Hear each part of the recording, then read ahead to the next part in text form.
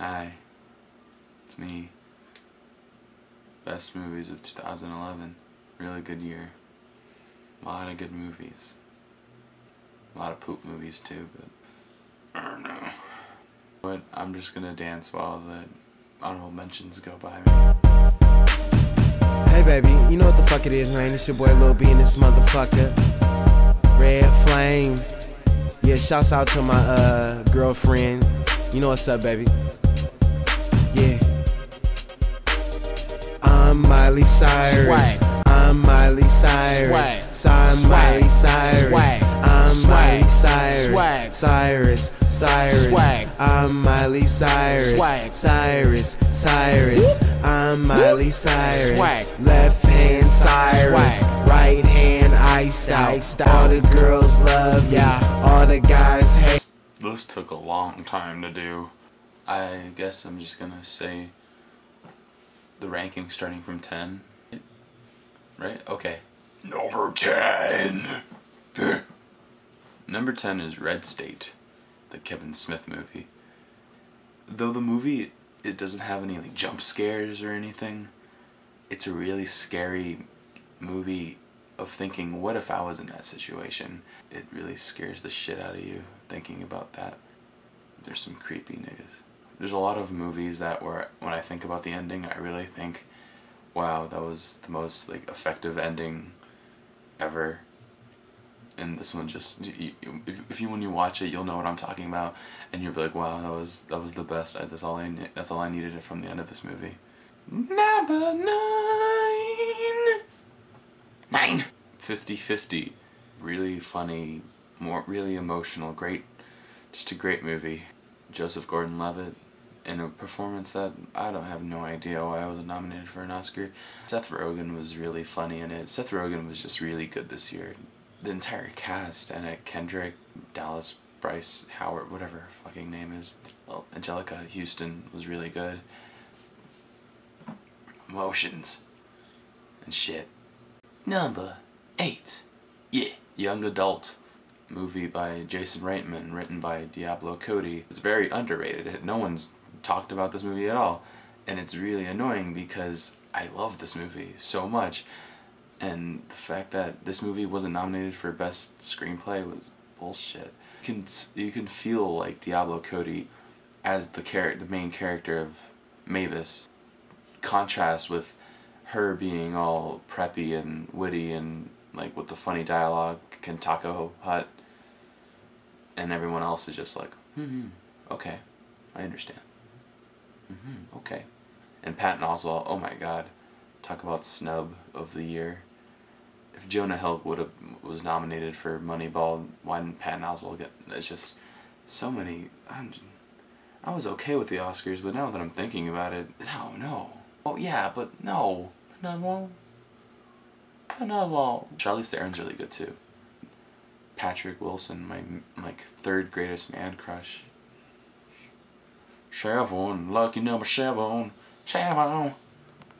Midnight. In Paris. Woody Allen, directed, written, basically starring. Owen Wilson is Woody Allen in this movie. Owen Wilson doesn't play himself, he plays Woody Allen. And I feel like Woody Allen let him do that, and it was okay. And his performance is good. How much of a Woody Allen impression can you do without actually trying to that was a really bad impression, but kind of like that. You know what I'm talking about? No one knows what I'm talking about. Anyway, the movie's really good. It's very funny, really well written. Cinematography is beautiful. There's so many movies this year that you're just like watching it and you can't help but smile the entire film. Just a very good movie. Number 6. I hate baseball, but I love Moneyball. Brad Pitt's performance is like, oh my god.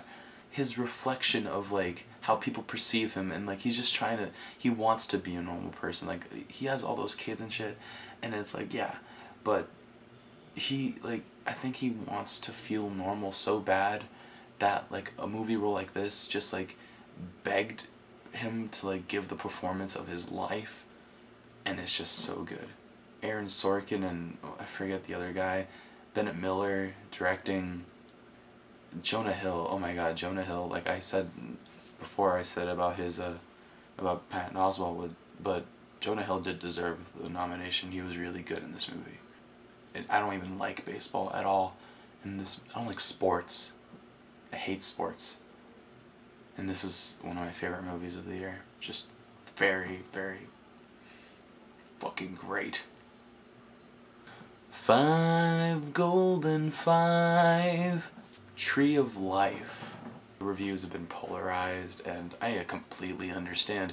You start off this movie and you're like, what the fuck is going on? There's like trees being born and volcanoes exploding and dinosaurs and this weird sea monster that's eating himself. Birth, people running around, little kids running around. This movie is amazing.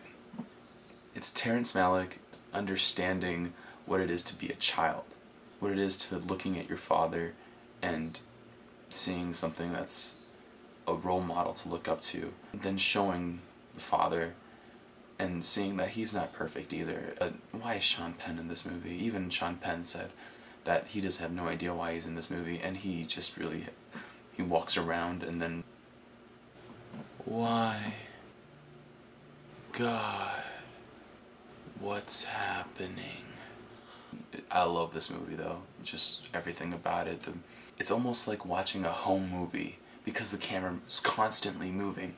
It's constantly moving, going close-ups, that BB gun scene. It's just so, oh my god. I understand why some people don't like this movie, but I really don't understand why some people don't like this movie. Number 4. This movie, like Tree of Life, deals with a character that looks up to someone. He thinks the world of that person like they're his god. Unfortunately, that person has a lot of flaws too that he has to deal with throughout the movie, and this movie is The Muppets. Like I said with Midnight in Paris, just the movie that just you can't not smile. If you don't smile throughout this entire movie, you're blind. Or no, if you're blind, you can hear the music and you can hear the jokes. That means, yeah, you have to be deaf, and if you're deaf, that means you're probably not blind. That means you're looking and you're still smiling. The only way you can't smile during this movie is if you're blind and deaf, and I don't think that's possible unless like you had some sort of freak accident. And I don't understand why you're at the movies if you're doing that. It's just dumb. But if someone like Helen Keller's you, the miracle worker, the jokes and what's going on throughout The Muppets, you'll get a reaction, and it'll be positive. It'll be like, fart shoes. I'm a man, Muppet, nah. That was really dumb. So yeah, Muppets. Muppets was very good. Very happy that Man or Muppet got nominated, but there's only 2 songs that got nominated. Anyway, Man or Muppet got nominated. That's awesome. If you didn't like The Muppets, you're a fucking horrible person. Number 3. Shame. It's directed by Steve McQueen, and Michael Fassbender is just... I almost hate telling people that I like this movie. It's like telling people that like it's like, oh my god, Requiem for a Dream is like my favorite movie, and it's like, why is that your favorite movie? It's like me telling people that, because Requiem for a Dream is one of my favorite movies. But you don't want people to know that you love it so much, and I love Shame. Michael Fassbender's performance, the fact that it didn't get nominated, I understand, because, you know, it's Shame, NC-17 movie about sex addiction. I just want to give him every nomination. Best Supporting Actor, Best Supporting Actress, Best Cinematography for his body. Ew, why did I say that? An opening scene of Fassbender laying naked on his bed, just with the most shameful look on his face. And he just looks at the camera while it's just staring at him for a good minute. And he just moves over, and the title comes up, Shame. And it's just, what a great beginning to a movie. At no point in this movie do you feel comfortable.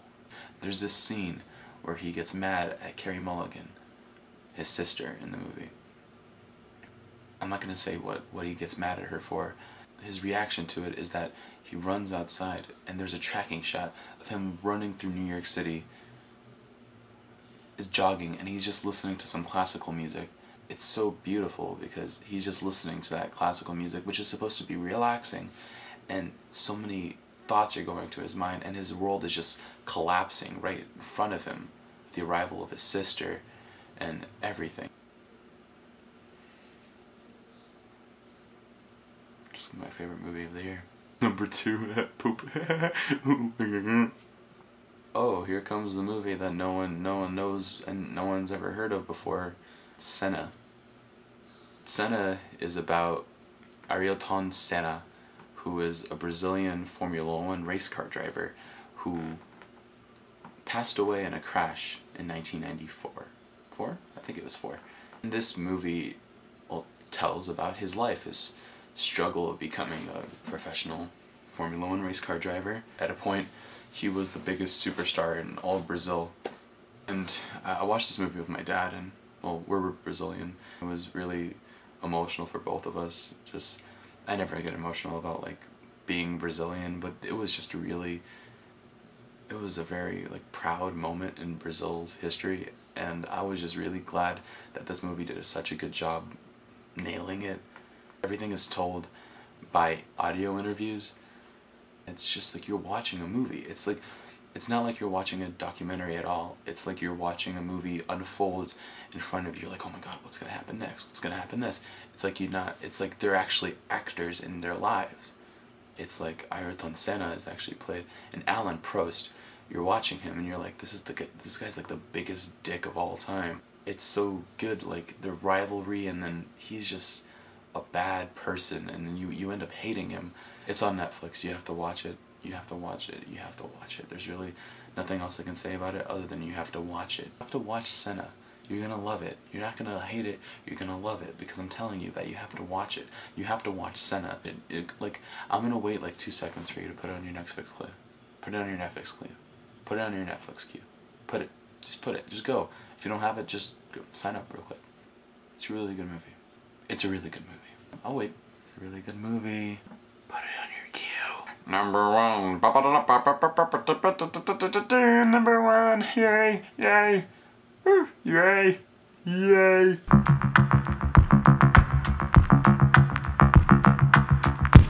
It's like, why wouldn't it be Drive? If you've seen Drive, why wouldn't it be Drive? The movie is about Ryan Gosling, who is this unnamed stunt car driver by day, and he moonlights as a getaway driver. You know, like people who get away from, they help criminals escape. The quietest movie you'll ever watch. After an hour into the movie is when anything actually happens. Everything building up to it.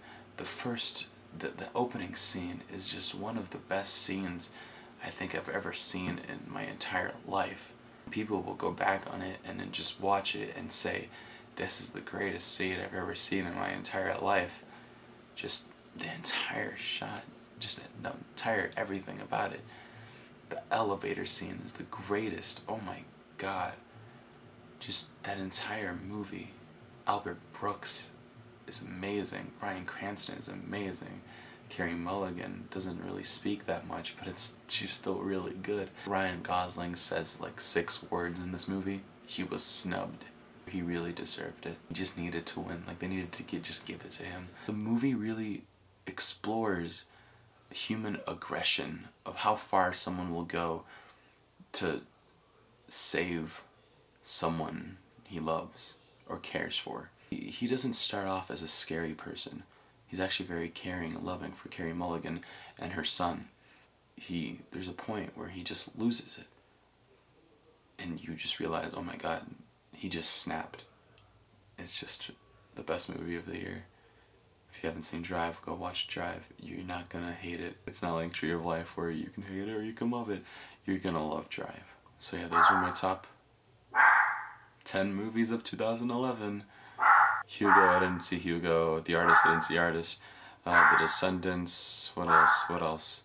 The Help, I didn't see The Help. There's a lot of movies I didn't see this year. War Horse, I didn't see them, and I will watch them, but I'm not going to change this list. I don't care how good those movies are. This list is just really good. I just waited till I watched Shame, actually. Just shut the fuck up, Muffin!